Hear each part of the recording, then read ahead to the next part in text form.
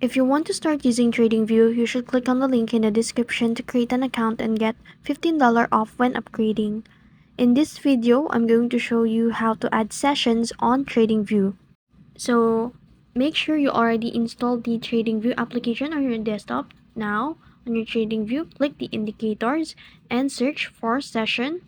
Click the trading sessions and you will see on the left side the automatically adding the trading session indicator.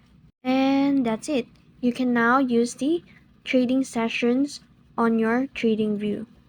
You can set the time and the time zone to your desired sessions, and you can also customize the style.